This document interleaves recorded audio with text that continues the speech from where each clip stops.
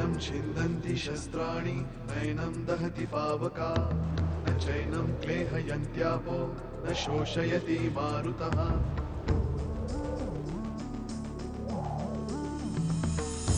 दिवसामागुन रात्र धावते सकाळ संध्याकाळ सूत्रधार जो या साऱ्याचा नामतयाचे काय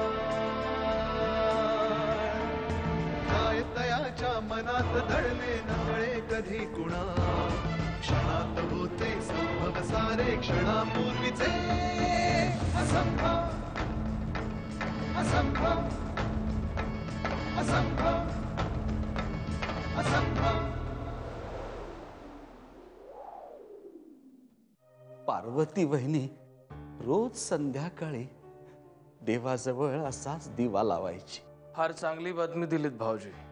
माझ्याच जवळच्या माणसाने खूप ह्युमिलेट केले मला.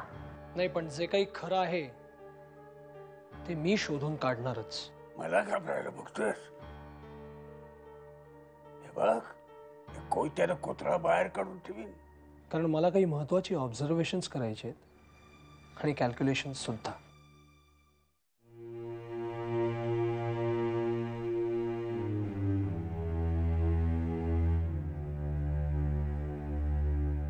किती पैसे हवेत तुला? बाबा पैसे मागे चंदू माझ्याकडे एकदा पैसे मागायला आला होता, पण तेव्हा माझ्याकडे पैसे नव्हते, खरंच नव्हते. पण आज त्यांनी तुला पैसे मागायला पाठवलं. बाबा मी इथे आली आहे यांना माहित नाही आहे आणि मी इथं पैसे मागायलाही आलेली नाही.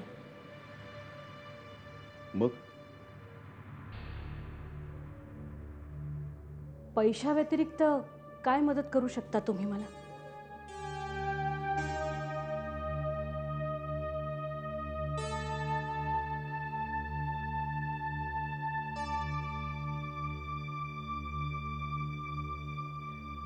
जे काय आहे ते स्पष्ट बोल राधा.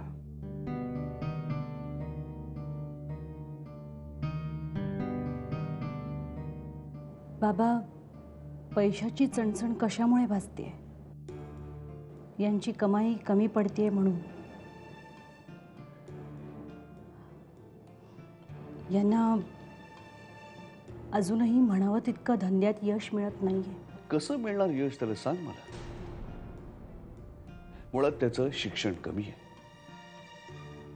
मेहनत घ्यायची त्याची तयारी आहे, पण वृत्ती चंचल आहे त्याची. कोणी सांगितलं या बाजूला जा तिकडे धावतो, कोणी सांगितलं तिकडे जा तिकडे धावतो. असं नाही चालत धंद्यात. बाबा यांचा कान पिळायचा तुम्हाला अधिकार आहे, मला तो नाही आहे. मला एखादी गोष्ट पटली नाही तर मी बोलते, पण तरीही त्यांनी तेच करायचं ठरवलं तर मी साथ देते.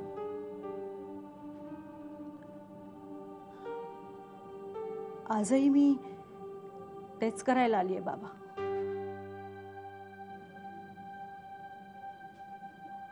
मला काम हवंय. काम? मी डबल ग्रॅज्युएट आहे, शिवाय मला काम करण्याचा एक्सपिरियन्स आहे आणि मी माझं स्वतःचं शिक्षण सुद्धा मुलांच्या शिकवण्या घेऊन पूर्ण केलंय. तुम्हाला माहिती आहे,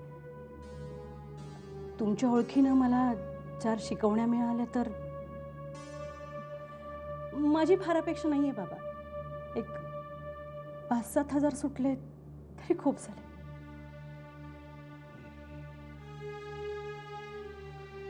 तू जर नोकरी करायचं ठरवलं असतं, प्रथमेशचं काय? त्याची काय सोय करणार? इतके दिवस मी त्याच्यासाठीच घरी बसून होते, पण आता काहीतरी पर्याय शोधावाच लागेल. बघूया, एखादी सकाळी येऊन संध्याकाळी जाणारी बाई मिळाली तर. मी मॅनेज करीन ते सगळं, करावंच लागेल मला. आणि घरबसल्या शिकवण्या करणार असेल तर तोही प्रश्न येणार नाही.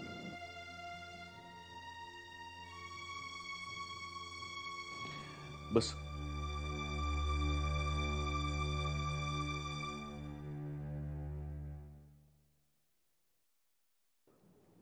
तू फ्रेंच घेऊन नेहमी झालीस ना? हो. आता याला योगायोग म्हणायचं की नाही मला माहित नाही, पण आमच्याकडे यंदा 11वी आणि 12वीला फ्रेंच शिकवणारे ज्या सरवदे मॅडम आहेत ना, ते यावर्षीपासून येणार नाहीयेत. एक तर त्यांचं वयही झालंय, शिवाय त्यांना स्पॉन्डिलिसिस आहे. थोडक्यात शास्त्री क्लासेसमध्ये यंदा 11वी 12वीला फ्रेंच शिकवणारं कोणीही नाही. तेव्हा मदाम शास्त्री, आपलं काय मत आहे याच्यावर? बाबा, मी म्हणजे 11वी 12वीच्या मुलांना शिकवण्याचा मला काहीच अनुभव नाही आहे. मी एक चांगला शिक्षक आहे आणि मी एक चांगला शिक्षक ओळखू सुद्धा शकतो. ज्या तऱ्हेने तू प्रथमेशला शिकवतेस त्यावरून माझी खात्री आहे तू एक चांगली शिक्षिका आहेस. तेव्हा तुमची जी काही फ्रेंचची पुस्तकं असतील बासनात बांधून अडगळीत टाकलेली ती बाहेर काढा, त्याला स्वतःला ब्रशअप करा आणि कामाला सुरुवात करा. घाबरू नको, सगळं काही व्यवस्थित होईल. पण एक मात्र आहे, माझी सून म्हणून तुला मी खास सवलत अशी काही देणार नाही. पण बाबा, मला यांना विचारावं लागेल. नाही बोल ना, जरूर बोल. बघ काय म्हणतो ते. मग आपण व्यवहारासंबंधी बोलू. आणि तू खरंच हे काम करणार असशील तर प्रथमेशसाठी कोणी तिराईत बाई शोधायची गरज नाही. रोज सकाळी त्याला आपल्या घरी सोड. वसुधालाही खूप आवडेल. आणि जोपर्यंत शुभ्रा इथे आहे. हो, त्या दोघांचं खूप छानच सूत जमलंय. वस येऊन फोन येतो ना तिचा. ठीक आहे, बोल चंदूशी, काय म्हणतो बघ. राधा, तुला एक सांगू, चंदूने अजूनही जर प्रयत्न केला,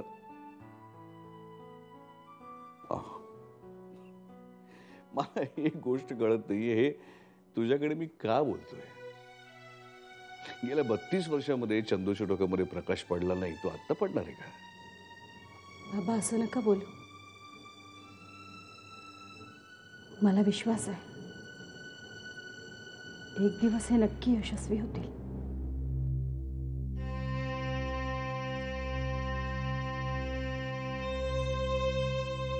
खरंच तुला असं वाटतं?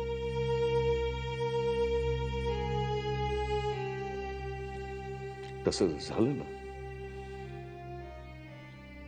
तर ते त्याच्यापेक्षा तुझं यश जास्त असेल.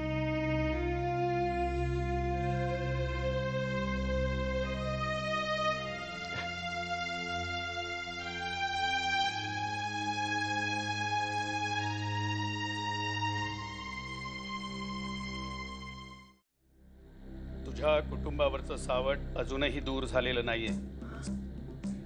अजून बरीच मेहनत घ्यावी लागेल मला. कृपा करा महाराज, काही करा, पण आम्हाला यातून सोडवा महाराज. मागे एक पूजा घालायला सांगितली होती, घातली नाहीत. हो, मी हरकत नाही, हरकत नाही. आता त्र्यंबकेश्वरला जाऊन 3 दिवसांचा एक विधी करावा लागेल. त्र्यंबकेश्वरला? हो, जाईन जाईन महाराज, जाईन. आपण म्हणाल तिकडे जाईन. त्याचा एक मुहूर्त असेल, तो मी तुला सांगेन. तिथे जाऊन विधी कोणाकडून करून घ्यायचा हे देखील मीच सांगेन तुला. आणि हो, आणखीन एक गोष्ट. काय महाराज? तूर्तास काळ्या रंगापासून सावधान. म्हणजे काळा रंग वर्ज करून टाक तुझ्या घरातून.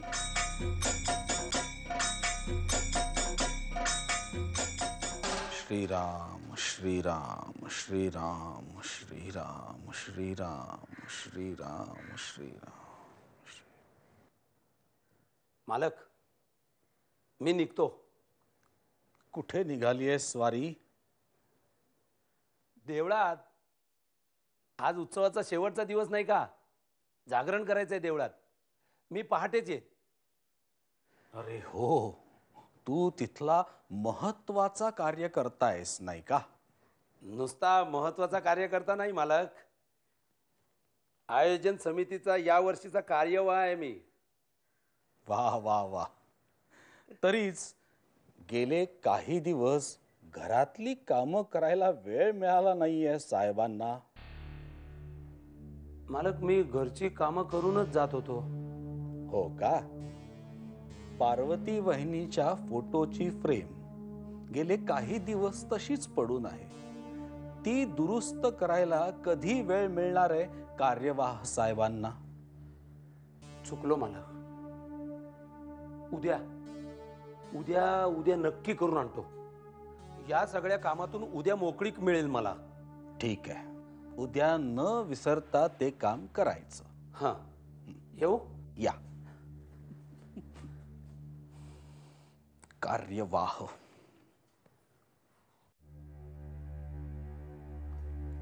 मालक, आता रे काय? रागावणार नसाल तर एक गोष्ट सांगायची होती. आधी सांग, मग ठरवीन रागवायचं की नाही ते. काल सोपान आजोबांचा पाय खूपच दुखत होता. सारखे दुपारपासून माझ्या मागे लागले होते, मला मला दारू आणून दे म्हणून. श्रीराम. म्हणजे याच्या आधी त्यांनी कधी अशी मागितली नव्हती माझ्याकडे. पण मग मला वाटलं त्यांना फारच दुखत असेल. म्हटलं ती प्याल्याने त्यांना बरं वाटत असेल तर, म्हणजे त्यांना तसं वाटणार असेल म्हणून मग दिलीस आणून? हो मालक. अरे मग त्यात एवढं खजील होण्यासारखं काय आहे? नाही, मला वाटलं तुम्ही रागवाल. अरे वेडा आहेस का तू? त्यांना सवय आहे, गरज आहे त्यांची ती. ठीक आहे, पण काळजी घे हो. नाही ते रोज रोज तुला या उद्योगाला लावतील आणि रोज तुला त्या गुत्त्यावर जाणं आवडणार नाही हे माहिती आहे मला. ठीक आहे, तू निघ. देवळात वाट बघत असतील लोक कार्यवाह साहेबांची.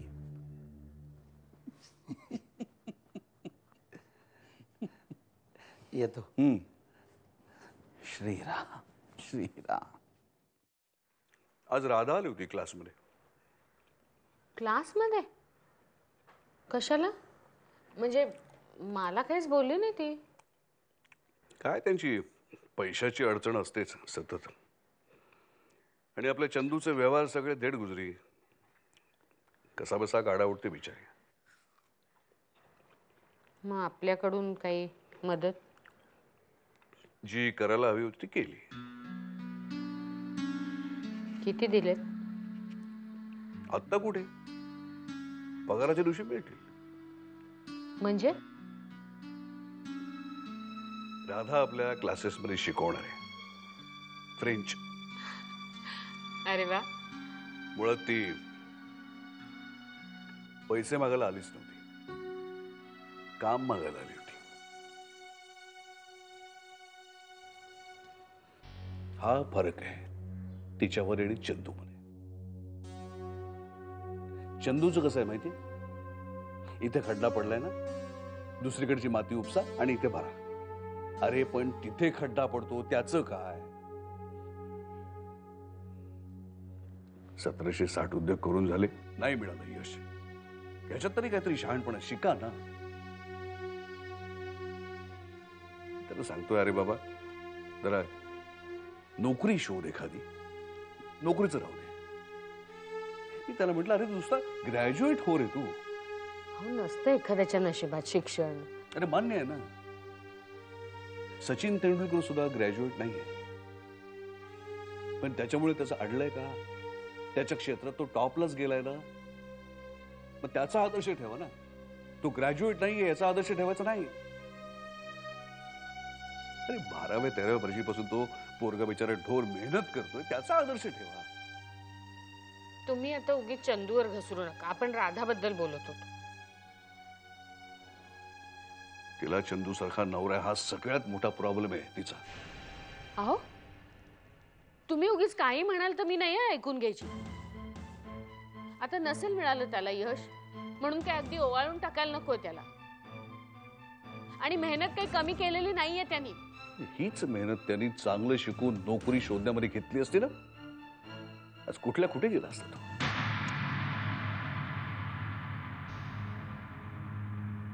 माझाही जीव तुटतो त्याच्यासाठी. त्याला बोलताना की मला फार आनंद होत नाही, पण माणसाने स्वतःच्या मर्यादा ओळखाव्यात.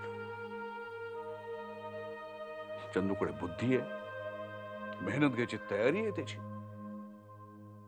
पण स्वतःचा बिझनेस उभा करायचा असेल तर त्याला लागणारी विजन त्याच्याकडे नाही. हे त्याने ओळखलं पाहिजे. स्वतःचा बिझनेस करायचा आहे ना, 5 वर्ष पुढचं बघता आलं पाहिजे माणसाला. त्यातून याचा स्वभाव तापट. त्याच्या स्वभावावरती अंकुश ठेवून त्याची क्षमता योग्य मार्गाने नेणारा कोणी माणूस भेटला ना तर हा यशस्वी होणार. एरवी नाही. आणि म्हणून मी म्हणतो की त्यांनी नोकरी करावी.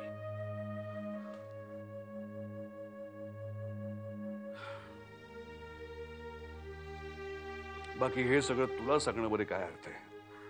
त्याच्या डोक्यात प्रकाश पडला पाहिजे ना. नशिबाचा भागही असतो. मागे मी चंदूला देवाचंही करायला सांगितलं होतं. आता करतो की नाही कोण जाणे.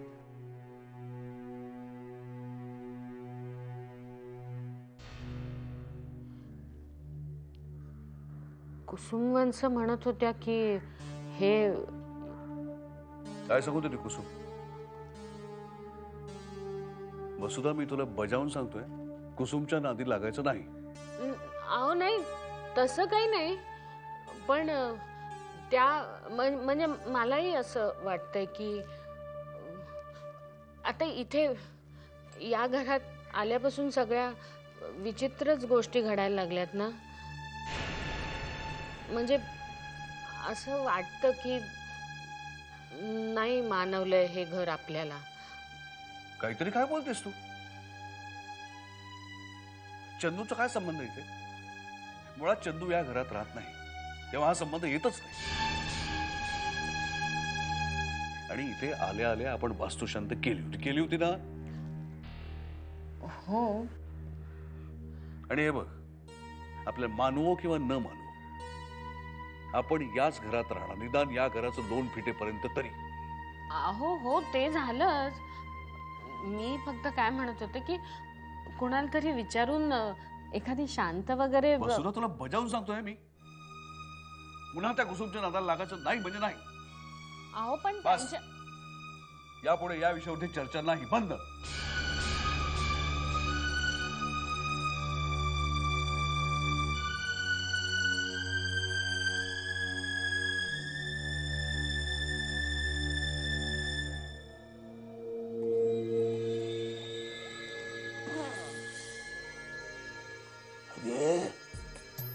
पुन्हा जन्म घेतलात ना तरी माझ्या तळतळाटाने तडफडून मराल. नाहीतर मी जिवंत काढीन तुम्हाला. हे महादेव, तुझी बायको ती पार्वती चालेलो माझ्या इंदूला माझ्यापासून हिरावून घेतली. कसं सांगू मी इंदू तुला, कसं सांगू इंदू. ओपा